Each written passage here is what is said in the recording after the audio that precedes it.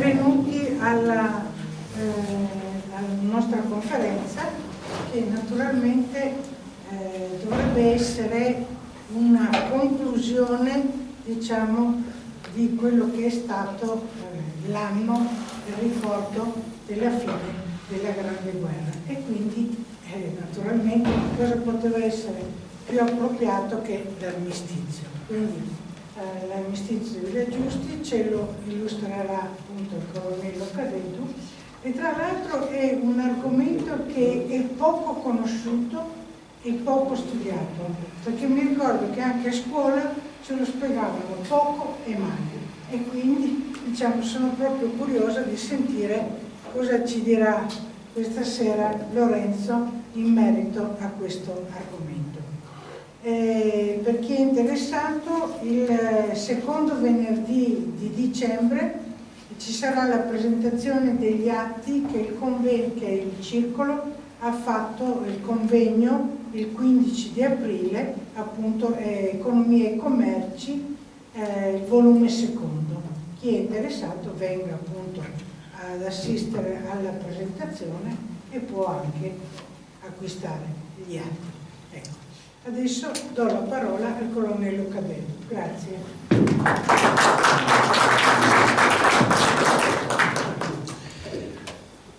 Buonasera a tutti e ringrazio la dottoressa Imperio per la presentazione.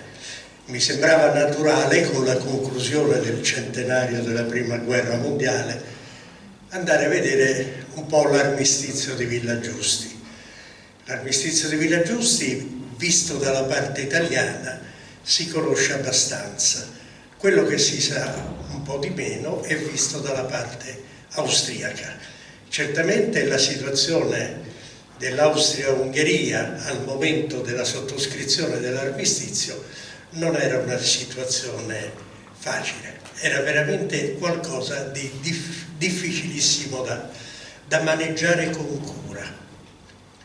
Tutto comincia il 29 ottobre del 1918, alle prime ore del giorno, quindi verso le 8, quando il capitano di Stato Maggiore Camillo Ruggera, austriacissimo nonostante il nome italiano, si presenta alle linee italiane della Val d'Adige insieme ad altri due plenipotenziari. Sono due soldati, due trombettieri per la precisione, di cui uno portava anche la bandiera bianca. Perché due trombettieri? Perché bisognava annunciarsi alla linea nemica per non farsi sparare addosso. Comunque, nonostante questo, la difesa italiana, e nella fattispecie una unità mitraglieri, apre il fuoco contro questi tre plenipotenziari, ma non sapevano che erano plenipotenziari, lo vengono a scoprire dopo. Uno viene anche ferito, leggermente, non in maniera grave. La commissione d'armistizio italiana chiederà anche scusa a nome dello Stato Maggiore per questa incomprensione. Il Camillo Ruggera chiede di essere portato al comando italiano perché desidera, insieme a una commissione appositamente costituita dallo Stato Maggiore austriaco, desiderano giungere all'armistizio. Questo è il 29 ottobre. Il 29 ottobre la battaglia finale, quella di Vittorio Veneto, era già in atto. Era già in atto perché era iniziata il 24 ottobre ed era iniziata soltanto sulle posizioni del Monte Grappa. Si doveva cominciare anche a valle, all'altezza del Ponte della Priula, dove era schierato l'ottavo corpo d'armata italiano, ma le condizioni d'acqua erano tali da non consentire il piettamento di ponti e passerelle, per cui l'azione viene viene sospesa. A questo punto Diaz ha due possibilità: o sospendere l'azione, cosa che ha fatto, non sospenderla su tutta la fronte, ma soltanto sul tratto di pianura, oppure continuare a tentare di superare il corso del fiume, che la cosa sarebbe stata disastrosa per noi. Lui invece blocca l'offensiva in pianura e continua con l'azione in montagna. Questo convince gli austriaci che in realtà la nostra offensiva ha solo una direttrice d'attacco, quella contro il Monte Grappa, per cui le poche riserve di cui ancora dispone le trasferisce tutte nelle Feltrino, dietro le posizioni del Grappa, proprio per poterle fare intervenire sul Grappa. Questo ci metterà nella condizione che, quando le condizioni d'acqua saranno tali da consentire il gittamento di ponti e passerelle, le nostre truppe all'altezza della Priula non troveranno più nessuno, perché erano stati trasferiti tutti nell'altro settore. C'è da dire che il corpo d'armata, dunque, intanto nella pianificazione operativa noi avevamo inizialmente un corpo d'armata, un'armata, esattamente l'8ª armata, che era qualcosa di elefantiaco. E allora non si poteva lasciare sotto un unico comando l'azione di questa armata, che avrebbe dovuto controllare un tratto di fronte troppo esteso. Allora, siccome gli alleati avevano dato l'autorizzazione a impiegare le loro truppe, si pensò di costituire un'armata alleata, e dando il comando di questa armata alla nazionalità che avrebbe dato il maggior numero di truppe. Nella fattispecie sarebbero stati i britannici di Lord Cavan. Badoglio, sottocapo di Stato Maggiore, a fianco a questo progetto scrisse questa sua annotazione: difficilmente i francesi accetteranno di stare alle dipendenze del comandante britannico. E secondo me aveva perfettamente ragione. Allora si pensò di allargarle queste due armate alleate. L'armata britannica era su 2 divisioni, gli vengono assegnate altre 2 divisioni italiane, e su 4 divisioni questa armata assume il comando Lord Cavan. I francesi di truppe ne avevano di meno, perché avevano una divisione soltanto. Allora gli viene data prima un'altra divisione, poi non basta, perché sarebbe stata come quantità di uomini inferiore a quella britannica, e voi sapete che i francesi queste cose non le ammettono. Allora gli si dà anche una divisione alpina, la 52esima divisione alpina, pensate. E così viene costituita questa nuova armata, che viene posta agli ordini del generale Graziani.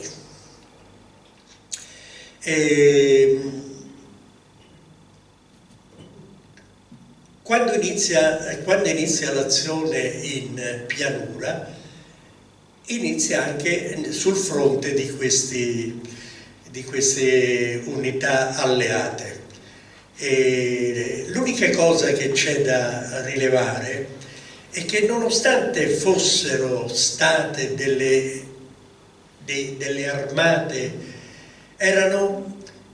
sono solamente limitatamente autonome, perché la loro azione doveva conformarsi all'azione dell'8ª Armata Italiana, generale Caviglia. Lord Cavan vorrebbe superare il corso del fiume Piave e attestarsi sulla riva sinistra del Piave. Chiede al generale Caviglia l'autorizzazione a fare una simile manovra, a malincuore gli viene concessa, perché diceva il generale Caviglia: se noi iniziamo un'azione soltanto in un settore limitato, tutta la potenza di fuoco poi del nemico si concentra su questo piccolo settore. Comunque concede l'autorizzazione. Molti storici, anche affermati, esterofili per lo più, vantano il fatto che i primi a superare il corso del Piave siano stati i britannici.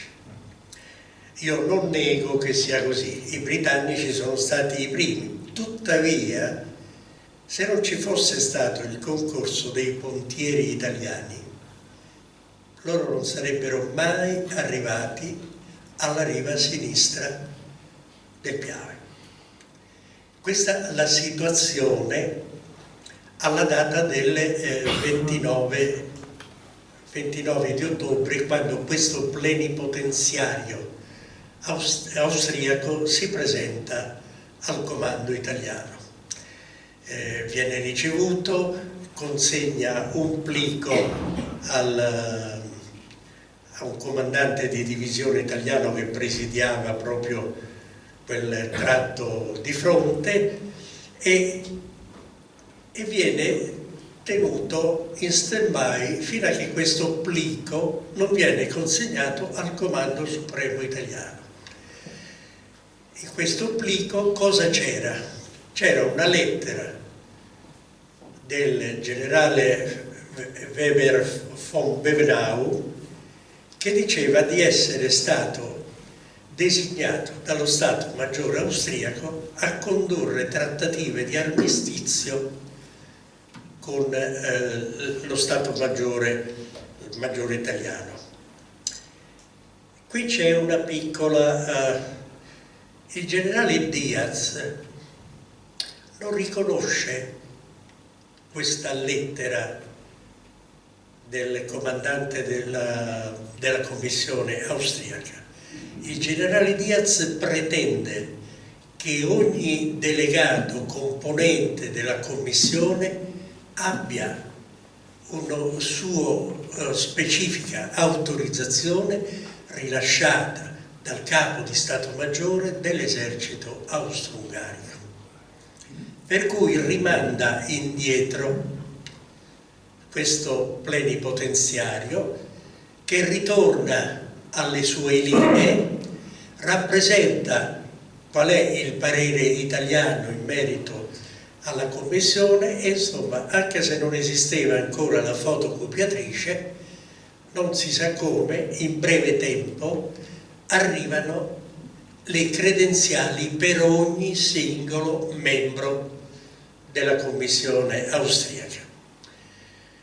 Il capitano Ruggera si ripresenta alle linee italiane, vengono controllati i documenti, vengono riconosciuti validi, e allora viene fatta arrivare a Rovereto tutta la commissione austriaca.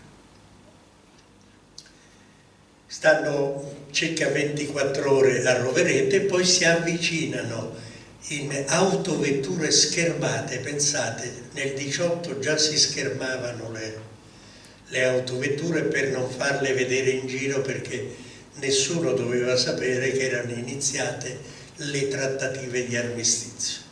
È un viaggio lunghissimo, nonostante la distanza non fosse così eccessiva, perché vengono fatti transitare proprio per deviare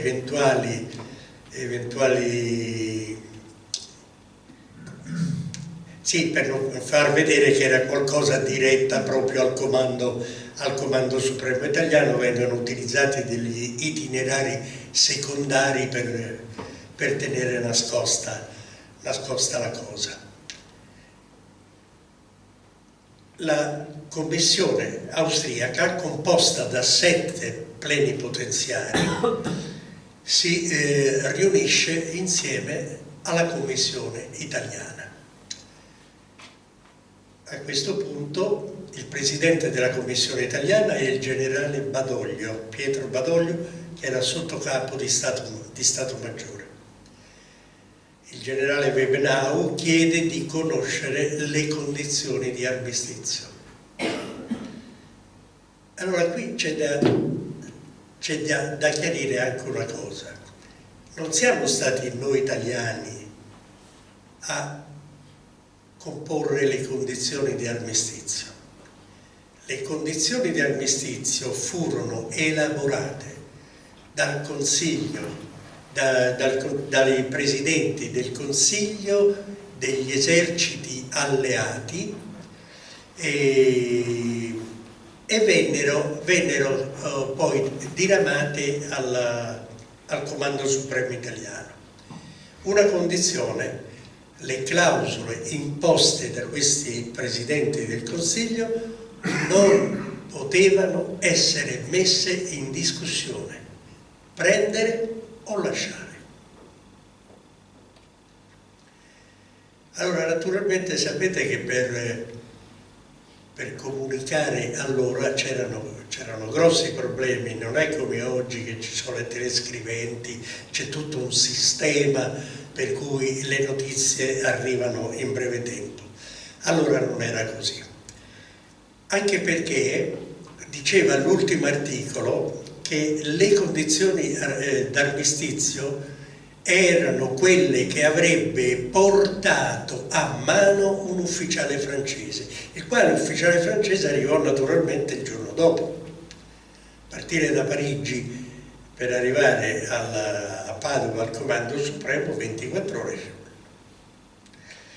Però fu fatto un riassunto al generale Badoglio di quali erano le condizioni, un riassunto che naturalmente non poteva essere preso per buono, perché voi sapete che in materia diplomatica una virgola spostata mi cambia tutto il significato della frase e vuol dire tutt'altra cosa.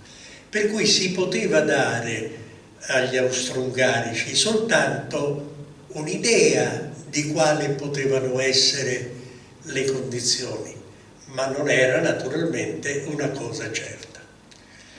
Il generale Webenau, quando il generale Badoglio gli fece un riassunto di queste condizioni, rilevò nel suo intimo che per lui non erano delle condizioni accettabili, perché l'ordine che lui aveva avuto dall'imperatore, dal capo di Stato Maggiore, erano di accettare le condizioni che non avessero messo in discussione l'onore dell'esercito. Perché dico questo? Perché in quel momento la situazione interna dell'Austria-Ungheria era tale che l'impero si stava sfaldando, per non dire che stava per esplodere, perché ogni gruppo etnico rivendicava qualcosa e l'esercito poteva essere l'unico amalgama in grado di tenere ancora uniti questi gruppi, diversi gruppi etnici. Naturalmente il gruppo più forte qual era? Era il gruppo ungherese. Il gruppo ungherese che naturalmente cominciò a chiedersi e a chiedere: perché noi dobbiamo morire in Italia per l'Austria? Se dobbiamo morire, vogliamo morire per la nostra patria. E cominciarono le prime defezioni, i primi ammutinamenti nell'ambito dei reparti austro-ungarici da parte della componente ungherese. Per cercare un po' di calmare le acque, l'imperatore cosa fece? Nominò l'arciduca Giuseppe Palatino d'Ungheria, che era il governatore della regione del Tirolo, e lo mandò invece a badare alle questioni ungheresi. E l'arciduca Giuseppe gli dice chiaramente: io ci vado, ma tutti i soldati ungheresi inquadrati nelle unità austriache devono essere rinviati in Ungheria. E la debolezza di questo esercito, di questo governo ungherese e austriaco è tale che l'imperatore non sa dire di no, accetta anche questa clausola. Naturalmente tutti gli altri gruppi etnici, per esempio jugoslavi, polacchi, cecoslovacchi, quando hanno visto che ormai il Titanic sta affondando e bisogna salvare la pelle, che cosa fanno? Proclamano la loro indipendenza. Tutti vogliono diventare indipendenti, cioè scindere le loro responsabilità dalla responsabilità dell'imperatore d'Ungheria. Imperatore d'Ungheria che, poveraccio, non sa neanche cosa fare, tant'è che a un certo punto lui si vede costretto a lasciare il potere in mano ad abdicare, e abdica a favore di chi? Del capo di Stato Maggiore dell'esercito, perché capiva che l'unico che poteva tenere ancora un po' unita la nazione era l'esercito. Questo sfaldamento naturalmente crea grossi problemi, perché tutti cominciano a mettere le loro regole. Nel mio territorio, nel mio Stato, non l'attraversa nessuno, soprattutto non l'attraversa gente armata, per cui se vogliono passare nel nostro Stato devono abbandonare le armi. Poi pensate anche una cosa che può sembrare stupida, ma invece era un problema reale. Le ferrovie sono un complesso unitario. Adesso quando ogni